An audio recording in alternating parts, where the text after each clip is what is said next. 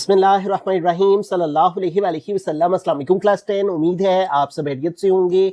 आज हम करेंगे एक्सरसाइज 1.1 के क्वेश्चन नंबर 2 एंड 3 को। इससे कबल हम प्रीवियस वीडियो में एक्सरसाइज 1.1 के क्वेश्चन नंबर 1 के 1 to 8 पार्ट्स को डिस्कस कर चुके हैं। इनका लिंक मैंने डिस्क्रिप्शन में दे दिया है, आप इस क्वेश्चन से रिलेटेड भी लेक्चर ले सकते हैं। एक्सरसाइज 1.1 का क्वेश्चन नंबर 2 है write in terms of iota. तो यहाँ पे हमारे पास क्वेश्चन है 2 प्लस स्क्वायर रूट ऑफ -4। तो ये कह रहा है कि ये जो वैल्यू है इसको अयोटा की टर्म में लिखें, यानी इसके साथ ये जो हमारे पास वैल्यू है अयोटा आ जाना चाहिए। ठीक है, अब इसके साथ हम अयोटा कैसे लेके आ सकते हैं? आपने इन क्वेश्चंस में एक जो फॉर्मूला है कह लें या एक रूल कह लें, ये हमने फर्स्ट लेक्चर में भी पढ़ रखा है कि स्क्वायर रूट ऑफ -1 जो है वो अयोटा के इक्वल होता है। आपने इस चीज को मद्देनजर रख के तो इन क्वेश्चंस को सॉल्व करना है। ठीक है, तो हमें दरअसल ये फॉर्म बनानी है इस स्क्वायर रूट ऑफ -4 की जगह। जब ये फॉर्म बन जाएगी तो उसकी जगह हम अयोटा ले आएंगे। ठीक है, तो आइए अब इसको सॉल्व करते हैं। यहाँ पे देखें हमारे पास -4 है। अब इसको हमने -1 में कैसे कन्वर्ट करना है? देखिए, अगर हम 4 को मल्टीप्लाई करें -1 के साथ, ठीक है, तो 4 मल्टीप्लाई -1 क्या आ जाता है? -4 ही आ जाता है। तो इस तरह से हम इसको ब्रेक कर लेंगे। ठीक है, अब हम अगले स्टेप में क्या करेंगे? इन दोनों के ऊपर स्क्वायर रूट है। ठीक है, तो हम दोनों का स्क्वायर रूट सेपरेट सेपरेट करके लिख लेंगे, स्क्वायर रूट ऑफ 4 और मल्टीप्लाई स्क्वायर रूट ऑफ -1। ठीक है, तो यूं देखिए ये टर्म बन गई है हमारे पास स्क्वायर रूट ऑफ -1। अब इसकी जगह हम बाआसानी अयोटा लगा लेंगे। ठीक है, ये हमारे पास 2 आ गया, प्लस यहाँ पे स्क्वायर रूट 4 है। तो स्क्वायर रूट 4 अगर आप कैलकुलेट करें, कैलकुलेटर पे लिखें स्क्वायर रूट 4 है, तो ये देखिए हमारे पास आंसर आ जाता है 2। तो इसकी जगह हम 2 लिख देंगे। ठीक है, स्क्वायर रूट ऑफ 4 लिया, 2 आ गया, मल्टीप्लाई स्क्वायर रूट ऑफ -1 किसके इक्वल होता है? अयोटा के। तो इसकी जगह आ जाएगा अयोटा। और यूं हमारे पास फाइनल आंसर क्या आ गया? 2 प्लस 2 को अयोटा से मल्टीप्लाई किया, 2 अयोटा। तो यूं देखें ये जो वैल्यू थी इन टर्म्स ऑफ अयोटा में कन्वर्ट होके क्या आ गई? 2 + 2 अयोटा। तो इसमें हमने क्या करना है? इसको इस तरह ब्रेक करना है कि -1 स्क्वायर रूट हमें मिल जाए। तो वो हमें कैसे मिलेगा? इसके साथ -4 था तो हमने -1 सेपरेट किया, 4 अलग किया। ठीक है, 4 मल्टीप्लाई -1 -4 हो जाता है। फिर दोनों के स्क्वायर रूट अलग किए, इसका स्क्वायर रूट लिया, 2 आ गया, इसकी जगह अयोटा लगाया। एज यू नो के स्क्वायर रूट ऑफ -1 इक्वल होता है अयोटा की, इसकी जगह अयोटा आ गया, 2 को अयोटा से मल्टीप्लाई किया, 2 अयोटा। तो इस तरह ये value in terms of iota आ जाएगी 2 + 2 बिस्मिल्लाहिर्रहमानिर्रहीम। सेकंड पार्ट है 3 - √-7। तो इसको भी अयोटा की टर्म्स में लिखना है हमने, तो इसको भी हम ब्रेक कर लेंगे 7 मल्टीप्लाई -1 में। ठीक है, देखें जब 7 को -1 में मल्टीप्लाई करेंगे -1 से तो √-7 ही आ जाएगा। तो इसको ब्रेक करने के बाद अब इनको हम सेपरेट कर लेंगे, दोनों के ऊपर स्क्वायर रूट है तो दोनों का स्क्वायर रूट सेपरेट सेपरेट करके लिख देंगे। ठीक है, इस तरह से। अब यहाँ पे देखिए हमारे पास प्रीवियस क्वेश्चन में क्या था कि 4 था, तो 4 का स्क्वायर रूट लेने से 2 आ गया था, लेकिन 7 जो है वो एक परफेक्ट स्क्वायर नहीं है। परफेक्ट स्क्वायर कौन से होते हैं? जैसे 2 के टेबल में 4 है, 3 के टेबल में 9 है, 4 के टेबल में 16 है, 5 के टेबल में 25 है। अगर ये वाले नंबर्स आ जाएं तो उनका स्क्वायर रूट लेना है। अगर इनके ये वाले नंबर्स के अलावा यानी परफेक्ट स्क्वायर के अलावा नंबर आ जाएं तो उनको हमने वैसे का वैसे ही लिखना होता है। ठीक है, ये स्क्वायर रूट 7 आ गया। और ये आपको मालूम ही है कि √-1 जो है अभी अभी हमने पढ़ा है वो किसके इक्वल होता है? अयोटा के। ठीक है, फर्स्ट लेक्चर अगर आपने ले रखा है तो उसमें भी हमने इस पर डिटेल से बात कर रखी है। ठीक है, और ये किसके इक्वल आ गया? √-1 इक्वल टू अयोटा। तो इसकी जगह आ गया अयोटा। अब इसको अगर हम मल्टीप्लाई करके लिखें तो ये हो जाएगा 3 - √7। ये 7 के ऊपर ही सिर्फ अंडर रूट रहेगा और अयोटा सेपरेट अलग से आ जाएगा। तो यूं 3 - √-7 को हमने 7 मल्टीप्लाई -1 में ब्रेक करना है, दोनों के स्क्वायर रूट सेपरेट करने हैं, ये वैसे का वैसे ही आ जाएगा, इसकी जगह अयोटा लगाना है, इसको इससे मल्टीप्लाई करके। तो इस वैल्यू को इन टर्म्स ऑफ अयोटा हम ऐसे, बुक के लास्ट पे उसने अयोटा को पहले लिखा हुआ है और √7 को बाद में लिखा हुआ है, तो इससे आपने कंफ्यूज नहीं होना कि आंसर गलत है या ये है। तो ऐसा कुछ नहीं है, आप अयोटा को यहाँ लिख सकते हैं और √7 को बाद में लिख सकते हैं, दोनों तरह से ठीक है। बिस्मिल्लाहिर्रहमानिर्रहीम। थर्ड पार्ट की तरफ चलते हैं। तो यहाँ पे हमारे पास है 2/5 प्लस √-16/5। ठीक है, तो यहाँ पे जो फर्स्ट टर्म है इसको अगेन वैसे का वैसे लिखेंगे, प्लस ये देखें स्क्वायर रूट -16 है। तो जैसे प्रीवियस क्वेश्चंस में हम इसको ब्रेक कर रहे हैं, 16 मल्टीप्लाई -1 आ जाएगा। ठीक है, ये जो माइनस का साइन है इसको हमने सेपरेट करना होता है ताकि हमारे पास स्क्वायर रूट -1 की टर्म बन जाए। उसका तरीका क्या होता है? इस टर्म को मल्टीप्लाई कर देते हैं -1 के साथ। ठीक है, तो देखें इसको मल्टीप्लाई करें, इस तरह से जब ब्रेक करते हैं तो मल्टीप्लाई करने से दोबारा से यही आ जाता है, डिवाइडेड बाय 5। अब ये स्क्वायर रूट दोनों के ऊपर है तो दोनों का स्क्वायर रूट जो है वो हम सेपरेट कर देंगे। Square root 16 multiply square root -1 और डिवाइड में हमारे पास आ गया 5। अब इसको फर्दर सोल्व करें तो 2/5 वैसे का वैसी प्लस, अब यहाँ पे देखिए ये एक परफेक्ट स्क्वायर है 16 है, तो इसका स्क्वायर रूट आप कैलकुलेटर पे ले सकते हैं। स्क्वायर रूट ऑफ 16, तो ये देखें हमारे पास आंसर आ गया स्क्वायर रूट 16 का 4। ठीक है, तो इसकी जगह हमने 4 पुट कर दिया।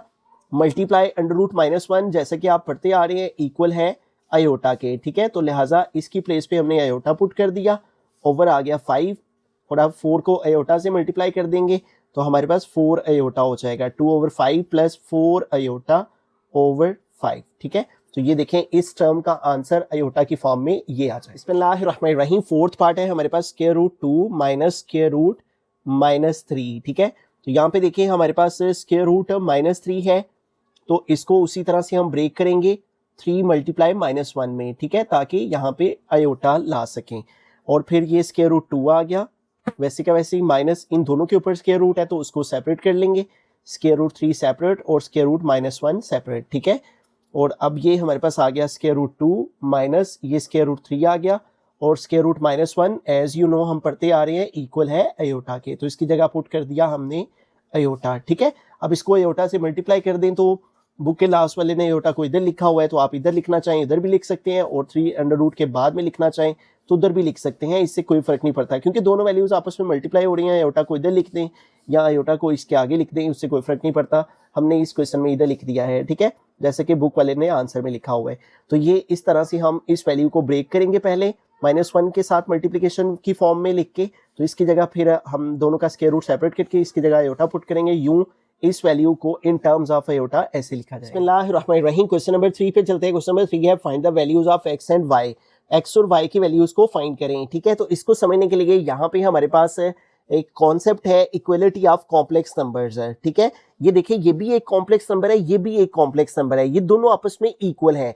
ये देखें ये सारी वैल्यू अगर हम कह लेंगे सारी वैल्यू a है प्लस ये वैल्यू b है साथ iota, a plus b iota. इसी तरह से ये देखें a प्लस b आयोटा। ठीक है, ये दोनों ही कॉम्प्लेक्स नंबर है, ये भी और ये भी आपस में इक्वल है। अगर ये इक्वल हों दो कॉम्प्लेक्स नंबर, वो कहते हैं z1 is equal to x1 plus iota y and z2 is equal to x2 plus iota y two are said to be equal. ये दोनों इक्वल हो जाते हैं जब इनका रियल रियल के इक्वल आ जाता है और इमेजिनरी इमेजिनरी के इक्वल आ जाता है। ठीक है, ये देखें अगर हमारे पास एक रियल नंबर हो a1 प्लस b1 आयोटा और दूसरा हमारे पास कॉम्प्लेक्स नंबर हो a2 b2 आयोटा। अब ये दो कॉम्प्लेक्स नंबर है, एक ये है एक ये है। ठीक है, तो वो कहते हैं कि जब भी दो कॉम्प्लेक्स नंबर आपस में इक्वल होते हैं तो रियल को रियल के इक्वल लिखा जाता है और इमेजिनरी पार्ट को इमेजिनरी पार्ट के इक्वल लिखा जाता है। ठीक है, तो अब इस क्वेश्चन में भी देखें ये सारी वैल्यू हमारी एक कॉम्प्लेक्स नंबर है, एक कॉम्प्लेक्स नंबर इधर है और एक कॉम्प्लेक्स नंबर इधर है। कल भी हमने प्रीवियस लेक्चर में डिटेल से पढ़ा था कॉम्प्लेक्स नंबर वो होते हैं जिनको x प्लस आयोटा y की फॉर्म में लिखा गया हो या फिर a प्लस b आयोटा की फॉर्म में लिखा गया हो, उसे कॉम्प्लेक्स नंबर कहते हैं। देखें ये भी एक कॉम्प्लेक्स नंबर बन रहा है और ये भी एक कॉम्प्लेक्स नंबर बन रहा है। तो जब भी कॉम्प्लेक्स नंबर के इक्वल आता है तो रियल पार्ट के इक्वल होता है और इमेजिनरी पार्ट के इक्वल लिखा जाता है।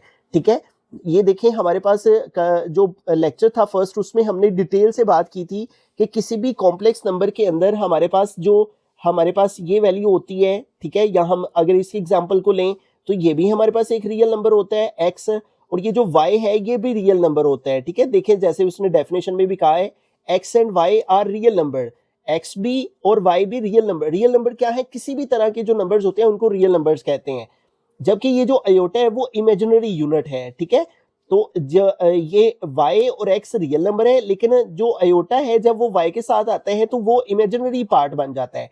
किसी भी रियल नंबर के जोन से है वो दो पार्ट होते हैं, एक रियल पार्ट होता है और एक इमेजिनरी पार्ट होता है। तो आइए हम इस क्वेश्चन को अंडरस्टैंड करते हैं। ठीक है, अब यहाँ पे हमें एक स्टेटमेंट लिखनी है सिंस के हमारे पास जबकि ये दोनों कॉम्प्लेक्स नंबर आपस में इक्वल हैं, सिंस टू कॉम्प्लेक्स नंबर, ये स्टेटमेंट हमें हर क्वेश्चन के अंदर मेंशन करनी है। Since two complex numbers are equal, दो कॉम्प्लेक्स नंबर आपस में इक्वल है, सो लिहाजा हम कह सकते हैं कि देयर रियल,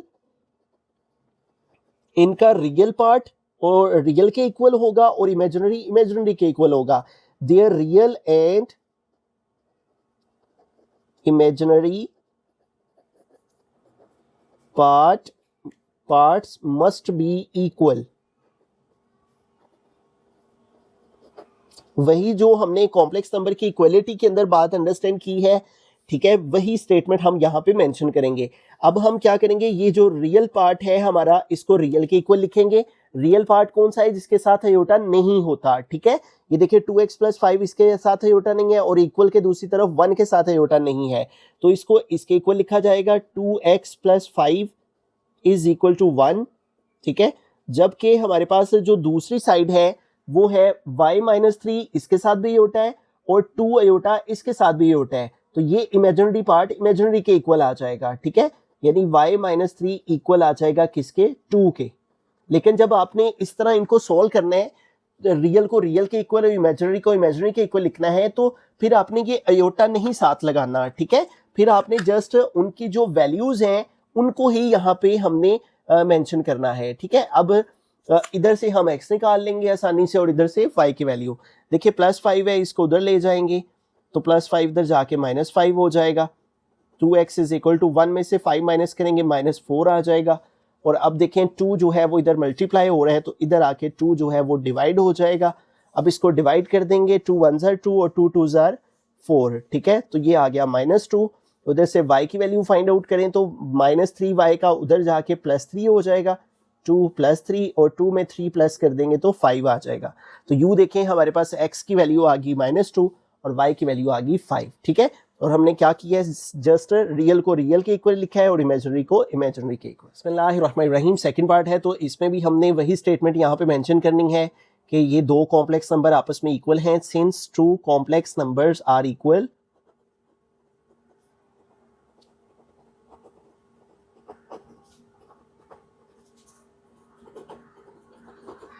दो कॉम्प्लेक्स नंबर आपस में इक्वल हैं, इस वजह से their real and imaginary part जो है वो भी मस्ट बी इक्वल, ठीक है।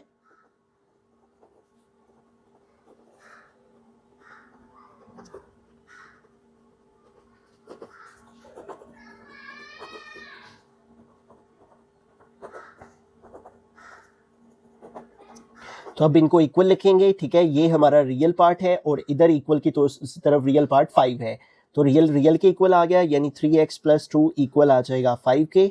और इमेजिनरी पार्ट इमेजिनरी के इक्वल आएगा। अब ये देखें इमेजिनरी पार्ट में यहाँ पे माइनस भी है, तो ये माइनस भी आप साथ लगाएंगे, फिर है 4 - y और = है 3, ठीक है। अब आपने आयोटा नहीं लगाना होता, इनको विदाउट आयोटा लिखना होता है, ठीक है। इधर से ये हमारा आ जाएगा -4 - y और इधर से आयोटा के साथ 3 है, अगर आयोटा के साथ कुछ ना हो तो फिर 1 होगा। अब यहाँ पे 3 है तो फिर 3 आ गया, ठीक है। लेकिन आयोटा नहीं मेंशन किया जाएगा क्योंकि हमें x और y फाइंड करनी है, तो जब इनको आपस में इक्वल कह दिया जाता है तो फिर हमें x और y को फाइंड करने के लिए इनको आपस में इक्वल रख लेना है। +2 उधर जाके -2 हो जाएगा, तो +2 इधर आके -2 हो गया। अब 5 में से 2 माइनस किया तो 3 आ गया, ये 3 इधर मल्टीप्लाई हो रहा है तो इधर आके डिवाइड हो जाएगा, ठीक है। ये आपने पढ़ रखा है, एक वैल्यू की तरफ मल्टीप्लाई हो रही है, दूसरी तरफ आके डिवाइड हो जाती है। 3 1 ज़ार 3 3 1 ज़ार 3, तो x इक्वल आ गया 1 के। अब ये माइनस का साइन इन दोनों साइन से मल्टीप्लाई हो रहा है, माइनस को 4 से मल्टीप्लाई किया -4, माइनस को -y से मल्टीप्लाई करेंगे माइनस माइनस प्लस हो जाएगा, +y = 3। अब इधर से y फाइंड करना है तो -4 को उधर मूव कर लेंगे, -4 इधर आके +4 हो जाएगा, तो यूं 3 में 4 प्लस करेंगे तो 7 आ जाएगा। यूं हमारी x की वैल्यू आ गई 1 और y की वैल्यू आ गई 7। बिस्मिल्लाहिर्रहमानिर्रहीम, पार्ट नंबर 3 है, तो यहाँ पे देखें हमारे पास इस वैल्यू के साथ भी आयोटा आ रहा है, इसके साथ भी आयोटा हो रहा है। पिछले क्वेश्चंस में क्या था कि आयोटा जोन सी है उनकी वैल्यू सेपरेट थी और रियल पार्ट्स की वैल्यू सेपरेट थी। ये देखें इसमें ये हमारे पास रियल पार्ट था और ये इमेजिनरी पार्ट अलग था। इसमें भी बिल्कुल ऐसे ही इनके साथ आयोटा नहीं था, सिर्फ इस वैल्यू के साथ आयोटा था। लेकिन इस क्वेश्चन में देखें इस वैल्यू के साथ भी आयोटा है और इसके साथ भी आयोटा है, तो पहले हमें क्या करना होगा, इसको थोड़ा सा सिंप्लीफाई करना होगा ताकि हम आयोटा वाली अलग कर लें और आयोटा के अलावा वाली अलग कर लें, ठीक है। और उसका क्या तरीक़ेकार है, पहले वैल्यू को एक दफ़ा दोबारा से लिख लेते हैं। 2 + iota x + 1 - 2 iota y = 3 + 4 iota, ठीक है। इस टर्म को इधर ही रहने देना है। अब इसको सोल्व करते हैं, देखें ये 2 + आयोटा x के साथ मल्टीप्लाई हो रहा है, इधर 1 - 2 आयोटा y के साथ मल्टीप्लाई हो रहा है। 2 को पहले x से मल्टीप्लाई किया 2x, प्लस एक्स को अयोटा से मल्टीप्लाई करेंगे तो एक्स अयोटा हो जाएगा, प्लस यहाँ पे देखिए वाई इन दोनों से मल्टीप्लाई हो रहा है, वाई को 1 से मल्टीप्लाई करेंगे तो वाई 1 जार वाई, और वाई को -2 अयोटा से मल्टीप्लाई करेंगे तो plus minus minus 2y iota आ जाएगा, ठीक है, और इज इक्वल टू आ गया 3 + 4 अयोटा, ठीक है। अब इस वैल्यू में देखिए हमारे पास जो सी अयोटा वाली टर्म्स हैं वो कौन सी है और जो कि अयोटा के अलावा वाली है वो कौन सी है। ये देखें 2x + y, इन दोनों के साथ अयोटा नहीं है, इनको हम पहले लिख लेते हैं, 2x + y इनको पहले लिख लिया। अब जो अयोटा वाली है उनको बाद में लिख लेते हैं, प्लस x अयोटा और -2y अयोटा, ठीक है, इज इक्वल टू हमारे पास यहाँ पे 3 + 4 अयोटा वैसे का वैसे ही आ गया। अब यहाँ पे देखिए इन दोनों टर्म्स में हमारे पास अयोटा मौजूद है, ठीक है, तो इन दोनों से हम अयोटा कॉमन ले लेंगे, ठीक है। जब हम इन दोनों से अयोटा कॉमन लेंगे तो अयोटा कॉमन ले लिया, इधर लिख लेंगे कॉमन, और इधर से जब अयोटा कॉमन आ गया इधर बाकी रह गया x माइनस इधर से अयोटा कॉमन आ गया, बाकी रह गया 2y, और इज इक्वल टू आ गया 3 + 4 अयोटा। अब ये देखें क्वेश्चन उस शक्ल में चला गया है जिस शक्ल में हमारे पहले दो पार्ट्स थे, ठीक है, तो उस फॉर्म के अंदर अब हमारा ये वाला क्वेश्चन भी आ चुका है जिसमें ये देखें विदाउट अयोटा वाली और अयोटा वाली वैल्यू, विदाउट अयोटा वाली और अयोटा वाली, ठीक है, ये देखें विदाउट अयोटा वाली और अयोटा वाली। अब हमें क्या करना है, वही रूल जो कि हम पिछले क्वेश्चंस में अप्लाई कर रहे हैं कि कॉम्प्लेक्स नंबर आपस में इक्वल है।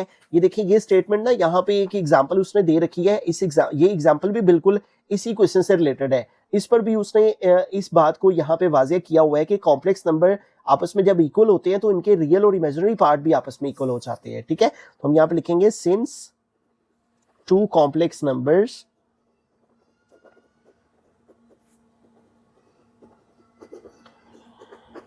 are equal,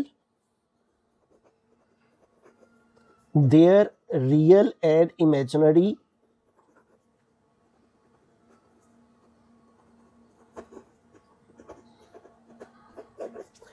parts must be equal, ठीक है। अगर कॉम्प्लेक्स नंबर आपस में इक्वल हैं तो फिर उनके रियल और इमेजिनरी पार्ट्स भी आपस में इक्वल होने चाहिए, पार्ट्स मस्ट बी इक्वल। तो अब रियल को रियल के इक्वल लिखते हैं और इमेजिनरी को इमेजिनरी के, ये रियल के इक्वल आ जाएगा, जिनके साथ अयोटा नहीं होता वो रियल होते हैं, और ये है 2x + y is equal to आ गया 3, ठीक है, और जो दूसरी हमारी वैल्यू है वो है x - 2y, और इसके साथ है हमारे पास 4 अयोटा के, तो इसके साथ आ गया 4, ठीक है। अब यहाँ पे देखें प्रीवियस क्वेश्चंस में क्या हो रहा था कि हमारे पास या तो x आ रहा था या फिर दूसरी साइड में y आ रहा था, तो एक तरफ से x निकाल लेते थे, दूसरी तरफ से y निकाल लेते, लेकिन यहाँ देखें x और y दोनों में मौजूद है, x इधर भी है, x इधर है तो y उधर है, ठीक है, दोनों मतलब वैल्यूज दोनों में मौजूद है। अब ऐसे केस में हम इनका क्या करते हैं, इनको इक्वेशन में बदल लेते हैं, 2x + y = 3, इसको हम इक्वेशन 1 का नाम दे लेंगे, और इस वाली को x - 2y = 4, इसको हम इक्वेशन 2 का नाम दे लेंगे, ठीक है। अब जब हमारे पास इस तरह से ये इक्वेशंस बन जाती हैं तो फिर हमें इनको सॉल्व करने का तरीका ये होता है कि हमें इनके या तो x के कोफिशिएंट एक जैसा करने होते हैं या y के कोफिशिएंट एक जैसा करने होते हैं, ठीक है, और फिर उनको आगे फर्दर सॉल्व किया जाता है। देखें अगर हम y के कोफिशिएंट एक जैसे करते हैं तो उसके लिए क्या करना होगा, इक्वेशन 2 में यहाँ y है तो इक्वेशन 1 में भी यहाँ पे y लाना होगा, फिर क्या होगा कि हम इनको ऐड करेंगे। ऐड क्यों करेंगे, इसका प्लस का है इसका माइनस का है तो वो कट हो जाएगा तो x की वैल्यू आ जाएगी, ठीक है। अब जब भी इस तरह की आपके पास दो सिमल्टेनियस इक्वेशंस आ जाती हैं तो उनको सोल्व करने का तरीका होता है कि आपने x के या फिर y के दोनों इक्वेशंस के कोफिशिएंट सेम करना होते हैं। हम y के कर लेते हैं तो हम क्या करेंगे, इक्वेशन 1 को जो है वो 2 से मल्टीप्लाई कर देंगे, ठीक है, ताकि हमारे जो कोफिशिएंट है y के वो एक जैसे हो जाए। मल्टीप्लाई करेंगे हम इक्वेशन 1 को किसके साथ, 2 के साथ, मल्टीप्लाई इक्वेशन 1 बाय 2, ठीक है। इक्वेशन 1 को जब हम 2 के साथ मल्टीप्लाई करेंगे तो 2 मल्टीप्लाई आ जाएगा 2x + y, इधर भी 2 के साथ मल्टीप्लाई और इधर भी 2 × 3। अब इनको मल्टीप्लाई करते हैं, 2 × 2 = 4x प्लस 2 को y से मल्टीप्लाई किया 2y और 2 को 3 से मल्टीप्लाई किया तो 6 है, तो ये आ गई इक्वेशन नंबर 3, ठीक है। अब देखें ये जो हमारी इक्वेशन नंबर 1 है, अब इसको भूल जाएं, इसकी जगह हमारी इक्वेशन 3 आ चुकी हुई है। अब आपने इक्वेशन 2 और 3 को देखना है, ठीक है। अब इक्वेशन 2 और 3 को अगर हम देखें तो इसका क्या करें, ऐड करेंगे। ऐड इसलिए करेंगे कि एक का साइन माइनस का एक का साइन प्लस का है तो ये कट हो जाएंगे। जब भी इस तरह की इक्वेशंस होती है ना तो हमें एक वैल्यू को खत्म करना होता है ताकि दूसरी आ जाए, ठीक है, या x को खत्म करवा ले सेम कोएफिशिएंट करके, या y को सेम। जब भी ऑपोजिट साइन हो ना तो आपने ऐड करना है, ठीक है। जैसे यहाँ पे देखें ये प्लस वाई 2y है, ये माइनस 2y है, तो हम ऐड करने लगे हैं 2 और 3 को। लेकिन अगर सेम साइन हो, इसका साइन भी माइनस होता है, इसका साइन भी माइनस होता, फिर हम सेपरेट करना था। सेपरेट करने से क्या होना था, एक का साइन चेंज हो जाना था, फिर माइनस प्लस हो जाना था और कट हो जाना था। इधर पहले से ही प्लस माइनस है इसलिए हम इनको ऐड करेंगे। अब आपने ये रूल याद रखना है कि ऑपोजिट साइन हो तो ऐड करते हैं, ठीक है, जब कोएफिशिएंट सेम हो जाए तो, और जब सेम साइन हो तो सेपरेट करते हैं, ठीक है, जब कोएफिशिएंट सेम हो जाए तो। अब यहाँ पे ऐड करेंगे, एडिंग इक्वेशन 2, ठीक है, और इक्वेशन 3, एंड इक्वेशन 3, 2 और 3 को ऐड करेंगे। 2 को ऊपर लिख लें या 3 को ऊपर लिख लें, कोई फर्क नहीं पड़ेगा क्योंकि ऐड कर रहे हैं। तो x minus 2y is equal to 4, हम 2 को ऊपर लिख लेते हैं, 3 को इसके नीचे लिख लेंगे, और वो है हमारे पास 3 वाली equation, 4x plus 2y is equal to 6 आ गया। अब इनको ऐड करते हैं तो ये देखिए प्लस 2y माइनस 2y ये कट हो गया, यहाँ x का कोएफिशिएंट 1 है तो 4 और 1 5x हो गया, इज इक्वल टू 6 में 4 प्लस करेंगे तो 10 आ जाएगा। अब ये 5x का इधर मल्टीप्लाई हो रहा है तो इधर आके 5 जो है वो डिवाइड हो गया। अब इसको डिवाइड कर लेंगे, 5 1 जार 5, 5 2 जार 10, तो x की वैल्यू आ गई 2। अब इस x की वैल्यू को आप इक्वेशन 1 में पुट कर दें, 2 में पुट कर दें, 3 में पुट कर दें, किसी में भी पुट कर देंगे तो आपके पास जो दूसरी वैल्यू है वो आ जाएगी, ठीक है, y की वैल्यू आ जाएगी। तो हम पुट कर लेते हैं x इज इक्वल टू 2 को इक्वेशन 1 में ही, put x is equal to 2, ये जो आंसर आया हुआ है इसको पुट कर देंगे इन इक्वेशन 1, ठीक है। तो इक्वेशन 1 है हमारी 2x प्लस वाई, इसको यहाँ पे लिख लेते हैं पहले, 2x plus y is equal to 3। अब जहाँ पे x है, अब x की जगह हमें 2 पुट करना है, ये वाला 2 आ गया, इस x की जगह ये 2 पुट किया, प्लस y आ गया, और इज इक्वल टू ये वाला 3 आ गया। अब इसको सिंप्लीफाई करें तो देखें 2 2 जार क्या हो जाएगा 4, plus y is equal to आ गया 3। अब देखिए प्लस 4 है, ये उधर ले जाएंगे, प्लस 4 उधर जाके माइनस 4 हो जाएगा, ठीक है। तो 3 माइनस 4 करेंगे तो -1 आ जाएगा आंसर। तो देखिए हमारे पास x हमने फाइंड करना था, वो इक्वल आ गया 2 के, x इज इक्वल टू 2, और y हमारे पास आ गया इक्वल -1 के। तो इस तरह से हम x और y की वैल्यूज फाइंड करेंगे। अब इस क्वेश्चन में मैं, ये क्वेश्चन का हिस्सा तो नहीं है लेकिन वैसे मैं आपको एक अजाफी ट्रिक बताने लगा हूं। अगर आप चेक करना चाहें कि आपकी x और y की वैल्यूज करेक्ट आई हैं कि नहीं, तो उसका ये तरीका है कि इन तीनों इक्वेशंस में, ठीक है, ये मैं रफ वर्क में आपको करवाने लगा हूं कि इन तीनों इक्वेशंस में से आप किसी भी इक्वेशन में x और y की जो वैल्यूज आई हैं उनको पुट करेंगे। देखें जैसे पहली इक्वेशन है 2x plus y is equal to 3, 2x plus y is equal to 3। ये वैसे एक्स्ट्रा इन्फॉर्मेशन मैं आपको देने लगा हूं, आपने चेक करना हो कि ये जो तरीकेकार है सिमल्टेनियस इक्वेशन का, इससे करने के बाद जब आपकी x और y की वैल्यूज आ गई, आप चेक करना चाह रहे हैं खुद के तौर पे एग्जाम में कि आपकी वैल्यूज सही आई हैं या नहीं आई, तो उसका क्या तरीकेकार है। आपने कोई भी इक्वेशन लिख लेनी है, मैंने फर्स्ट इक्वेशन लिखी है। अब इस इक्वेशन के अंदर ना आपने x की जो और y की वैल्यूज आई है ना उनको पुट करना है। x की वैल्यू क्या आई है 2, यहाँ पे 2 पुट किया, y की वैल्यू क्या आई है -1, इसको पुट किया, इज इक्वल टू 3, ये वैसे का वैसे ही। अब 2 2 जार क्या हो जाएगा 4, प्लस को माइनस से मल्टीप्लाई किया, -1 इज इक्वल टू 3, 4 में से 1 माइनस किया, 3 इज इक्वल टू 3। तो इस तरह लेफ्ट हैंड साइड को सॉल्व करने से, x y की वैल्यूज इक्वेशन में पुट करने से अगर दोनों साइड इक्वल आ जाती हैं, इसका मतलब कि जो x और y की वैल्यूज हमारी आंसर में आई हैं वो बिल्कुल करेक्ट हैं, ठीक है। तो इस तरह से इस क्वेश्चन में हमने सबसे पहला ये काम करना है कि रियल और इमेजिनरी पार्ट्स को अलग करना था। उसके लिए हमें पहले मल्टीप्लिकेशन करना पड़ी, फिर रियल और इमेजिनरी को अलग अलग किया, ठीक है, फिर रियल को रियल और इमेजिनरी को इमेजिनरी के इक्वल रखा। तो हमने देखा एक्स वाई दोनों में आ रहा है। तो हमने यहाँ पे जो मेथड और तरीकेकार फॉलो किया वो ये किया कि हमने देखा कि किसके कोफिशिएंट जो है उनको सेम करें। तो हमने y के कोफिशिएंट को सेम करने के लिए इक्वेशन 2 में देखा तो 2 पहले से मौजूद था, इक्वेशन 1 में हमें 2 लेकर आना था। उसके लिए हमने इक्वेशन 1 को 2 से मल्टीप्लाई करवा दिया, जिससे हमारी इक्वेशन नंबर 1 में 2 आ गया। फिर 2 और 3 इक्वेशन को हमने ऐड किया, ऐड करने से हमारी x की वैल्यू आ गई। इस x की वैल्यू को हमने इक्वेशन 1 में पुट किया तो हमारे पास y की वैल्यू। बिस्मिल्लाहिर्रहमानिर्रहीम, पार्ट नंबर 4 की तरफ चलते हैं। तो ये क्वेश्चन भी हमारा पार्ट नंबर 3 की तरह ही है। इसमें भी देखें हमारे पास यहाँ पे भी ये होता है, इसमें भी ये होता है। तो सबसे पहला काम हमें इसके रियल और इमेजिनरी पार्ट्स को अलग अलग करना है, उसके बाद फिर इसको आगे फर्दर सॉल्व करेंगे। यहाँ पे देखें ये 1 जो है वो x के साथ मल्टीप्लाई हो रहा है, एयोटा भी x के साथ मल्टीप्लाई हो रहा है। 1 को x से मल्टीप्लाई करेंगे तो x1 जार x आ जाएगा, और x को एयोटा से मल्टीप्लाई करेंगे तो x एयोटा हो जाएगा, ठीक है। प्लस यहाँ पे भी ये 2 प्लस आयोटा वाई से मल्टीप्लाई हो रहा है, तो पहले 2 को वाई से मल्टीप्लाई किया 2y हो गया, प्लस आयोटा को वाई से मल्टीप्लाई करेंगे तो y आयोटा आ जाएगा is equal to 4 minus iota. ठीक है, अब यहाँ पे देखिए हमारे पास रियल पार्ट्स कौन से हैं जिनके साथ आयोटा नहीं है, वो क्या है x प्लस 2y, इसको हमने लिख लिया, और दूसरी वैल्यू हमारे पास कौन सी है minus x iota plus y iota, इसको लिख लेंगे minus x iota plus y iota. ठीक है, और इज इक्वल टू आ गया 4 माइनस आयोटा। अब यहाँ पे देखिए हमारे पास ये जो टर्म है दोनों, ये तो रियल पार्ट हैं। ठीक है, इसको वैसे का वैसे, अब इन दोनों से हमने आयोटा को कॉमन ले लेना है। ठीक है, अब आयोटा को कॉमन लेने से पहले देखें यहाँ पे माइनस का साइन है। ठीक है, तो हम यहाँ से माइनस को भी कॉमन लेंगे। ठीक है, माइनस आयोटा को कॉमन जब लेंगे तो ये साइन चेंज हो जाएंगे, यहाँ पे आ जाएगा एक्स।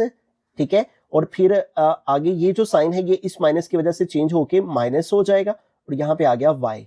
ठीक है, तो इस तरह से हमारे पास ये वैल्यू आ गई 4 माइनस आयोटा, और यूं इसको आगे फर्दर सॉल्व करें तो x प्लस 2y, और ये हम जो आयोटा है उसको अगर बाद में लिख दें तो ये हो जाएगा माइनस एक्स माइनस वाई, और ये आयोटा यहाँ पे आ गया is equal to 4 minus iota. ठीक है, अब यहाँ पे देखिए हमारे पास ये जो क्वेश्चन है इसमें रियल और इमेजिनरी पार्ट हमारा बन चुका है। ठीक है, ये रियल पार्ट है और ये इमेजिनरी पार्ट। अब हम रियल को रियल के इक्वल और इमेजिनरी को इमेजिनरी के इक्वल रख सकते हैं। वही स्टेटमेंट जो कि हम लिखते आ रहे हैं कि सिंस हमारे जो दो कॉम्प्लेक्स नंबर हैं वो इक्वल हैं, since two complex numbers are equal, their real and imaginary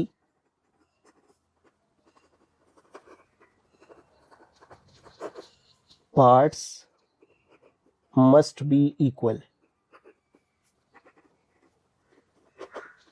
ठीक है, अब रियल को रियल के इक्वल रख लेते हैं तो x plus 2y is equal आ जाएगा किसके 4 के।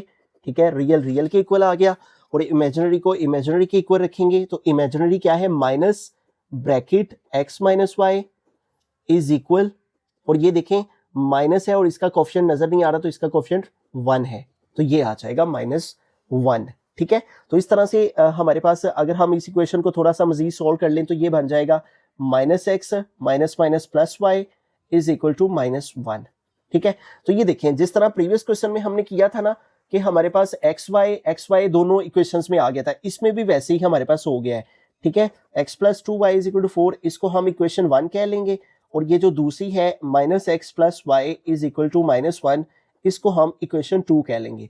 तो जिस तरह हमने पार्ट नंबर 3 किया है ना, बिल्कुल ये सेम वैसे ही है। पहले उसमें भी हमें रियल और इमेजिनरी को अलग अलग करने के लिए मल्टीप्लिकेशन करना पड़ी थी। ठीक है, इसमें भी पहले मल्टीप्लिकेशन करना, फिर उसमें भी हमारे पास एक्स वाई दोनों में आ रहा था। पहले क्वेश्चंस में क्या था एक्स और वाई अलग अलग होता था तो हम आसानी से सोल्व कर लेते थे। इसमें भी सेम वैसे ही हो गया, एक्स वाई दोनों क्वेश्चंस में आ रहा है, तो इसमें भी हमें उसी मेथडोलॉजी को फॉलो करना है कि हमें कोफिशिएंट सेम करके प्लस या माइनस करके एक वैल्यू को खत्म करना है और दूसरी फाइंड करनी है। ठीक है, अब ये देखें इस x के साथ यहाँ पे 1 है और इस x के साथ यहाँ पे 1 है, तो इनके कोफिशिएंट पहले से सेम है, 1 है, और इसके साथ प्लस का साइन है, इसके साथ माइनस का साइन है। मैंने आपको बताया था कि जब ऑपोजिट साइन हो कोफिशिएंट सेम हो जाए, पहला काम कोफिशिएंट को सेम करना। यहाँ पे देखिए x के कोफिशिएंट ऑलरेडी सेम है, एक का साइन प्लस का है, एक का साइन माइनस का है, तो मैंने कहा था ऐड करते हैं। ठीक है, तो यहाँ पे भी देखें प्लस माइनस है साइन और कोफिशिएंट सेम है, तो हम इन दोनों इक्वेशंस की एडिंग कर देंगे। यहाँ पे लिखेंगे एडिंग इक्वेशन 1 एंड 2। ठीक है, दोनों इक्वेशंस को ऐड करेंगे हम तो एक वैल्यू कट हो जाएगी और दूसरी की वैल्यू हमारे पास आ जाएगी। पहले ऊपर इक्वेशन 1 लिख लेते हैं x plus 2y is equal to 4, और नीचे दूसरी इक्वेशन लिख लेते हैं minus x plus y is equal to -1। ठीक है, अब इसको ऐड करेंगे तो ये देखें प्लस एक्स माइनस एक्स से कट हो जाएगा, 2y और 1y 3y हो जाएगा, और 4 - 1 3 आ जाएगा। अब ये देखें ये 3 इधर मल्टीप्लाई हो रहा है तो उधर आके ये 3 डिवाइड हो जाएगा। ठीक है, तो इस तरह 3 से डिवाइड होके 3 1 3 3 1 3, तो y की वैल्यू आ गई 1। ठीक है, अब y की वैल्यू आ चुकी है, अब हम x की वैल्यू फाइंड कर सकते हैं। मैंने आपको तरीका बताया है कि जब आपके पास एक वैल्यू आ जाए तो उसको आप किसी भी इक्वेशन में पुट कर दें तो x की वैल्यू आ जाएगी। Put y is equal to 1 in equation 1 में पुट कर लेते हैं। ठीक है, इन इक्वेशन 1, अब इक्वेशन 1 है x प्लस 2 और y की जगह अब क्या लगा देना है 1 इज इक्वल टू 4। ठीक है, इक्वेशन 1 में जहां अब y है वहां पे आपने y की वैल्यू लगा लेनी है जो कि 1 है। अब इसको सोल्व करते हैं, x plus 2 1 2 is equal to 4, plus 2 उधर जाके -2 हो जाएगा, +2 इधर आके -2 हो गया। अब 4 से 2 माइनस करेंगे तो 2 आ जाएगा। तो यूँ देखें x इक्वल 2 आ गया, y इक्वल 1 आ गया। ठीक है, तो बड़ा ही सिंपल क्वेश्चन था, क्वेश्चन नंबर 3 की तरह ही आता। पहले आपने रियल और इमेजिनरी पार्ट्स इनकी मल्टीप्लिकेशन करके सेपरेट कर लेने हैं, फिर आपने इक्वेशंस बना लेनी है, फिर आपने देखा कोएफिशिएंट सेम है, दोनों को ऐड किया वो और x कट हो गया, प्लस x माइनस x से y की वैल्यू आएगी। y की वैल्यू को इक्वेशन 1 में पुट किया, जिधर y था उधर y की वैल्यू 1 पुट की तो x की वैल्यू भी आ गई। बिस्मिल्लाहिर्रहमानिर्रहीम। फिफ्थ पार्ट है, लास्ट पार्ट है क्वेश्चन नंबर 3 का। तो यहाँ पे देखें रियल पार्ट हमारा जो है वो पहले से सेपरेट है, इधर भी रियल पार्ट सेपरेट है और इमेजिनरी पार्ट सेपरेट है और इमेजिनरी पार्ट सेपरेट है। ठीक है, तो इसमें हमें जिस तरह पार्ट 3 और 4 में हमें मल्टीप्लिकेशन करके करना पड़े, इसमें ज़रूरत नहीं है। ठीक है, ये क्वेश्चन नंबर 3 का फर्स्ट सेकंड पार्ट है और ये फिफ्थ पार्ट है, ये तीनों एक ही कैटेगरी के थे, जबकि ये 3 और 4 ये दोनों अलग अलग कैटेगरी के थे। ठीक है, उनमें थोड़ा थोड़ा काम करके तो फिर x की और y की वैल्यू फाइंड करना पड़ी है। इनमें जो है वो अगेन यहाँ पे देखें हमने वही स्टेटमेंट लिखी, since 2 complex numbers are equal, 2 complex number x plus y iota is equal x plus y iota, ये आपस में इक्वल हैं, their real and imaginary parts must be equal. तो इसलिए इसका रियल और रियल आपस में इक्वल होगा और इमेजिनरी इमेजिनरी के इक्वल होगा। तो रियल क्या है, 3x minus 1 is equal to 8 है, रियल रियल के इक्वल आ गया। और इमेजिनरी क्या है, 2y माइनस 3 इज इक्वल 7। ठीक है, अब इधर से x की वैल्यू निकाल लेंगे और इधर से y की निकाल लेंगे। अब -1 को उधर ले जाएंगे। ठीक है, तो -1 इधर आके +1 हो गया। ठीक है, अब 3x इज इक्वल टू 8 में 1 प्लस किया 9, ये 3 इधर मल्टीप्लाई हो रहा है तो इधर आके 3 जो है वो डिवाइड हो जाएगा। ठीक है, अब इसकी कटिंग कर लेंगे, 3 1 ज़ार 3, 3 3 ज़ार 9, तो x की वैल्यू आ गई 3। ठीक है, अब इधर से y की वैल्यू फाइंड कर लेते हैं, 2y वैसे का वैसे ही आ गया इज इक्वल 7, ये -3 है, ये इधर आके +3 हो जाएगा, 7 में 3 प्लस करेंगे तो 10 हो जाएंगे। ठीक है, ये 2 इधर मल्टीप्लाई हो रहा है, इधर आके 2 डिवाइड हो जाएगा, अगर एक वैल्यू तो मल्टीप्लाई हो रही है दूसरी तरफ आके डिवाइड हो जाती है।